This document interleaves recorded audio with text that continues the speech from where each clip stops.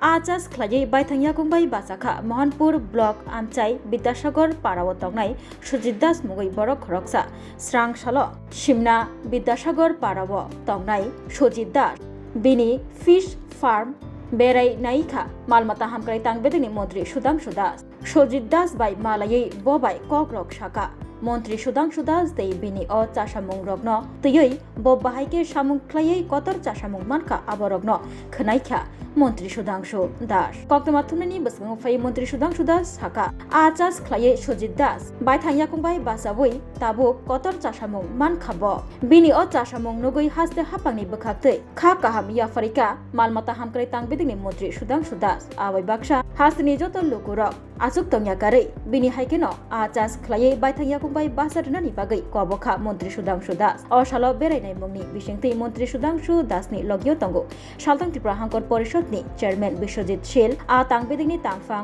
सन्तोष दास विजय राय Mohanpur panchayat समितिनि chairman Rakesh देव खबै supervisor मोहनपुरनि दीपमाला राय तै तंगो जुदा जुदा आदग्र আমরা পশ্চিম ত্রিপুরা জেলার সিমনা বিধানসভা কেন্দ্রের বিদ্যাসাগর গ্রামে আমরা একজন প্রগতিশীল চাষি মৎস্য চাষি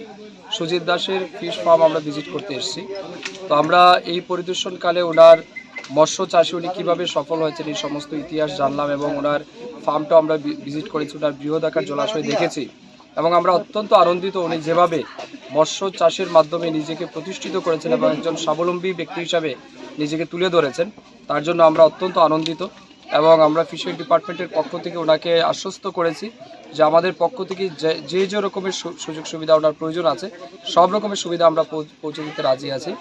এবং আমরা ওনার এই ফার্ম ভিজিটকালে জানতে পেরেছি ওনার বাৎসরিক ইনকাম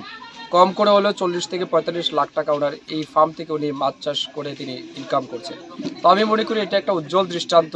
যে মাছ চাষ করে কিভাবে সমাজের মধ্যে আর্থিকভাবে প্রতিষ্ঠিত হওয়া যায় তার অন্যতম উদাহরণ কিন্তু সুজিত বাবু। আমি মনে করি সুজিত বাবু শুধুমাত্র ব্যক্তি জীবনে প্রতিষ্ঠিত এমন নয়, তিনি অত্র এলাকার সমস্ত বেকার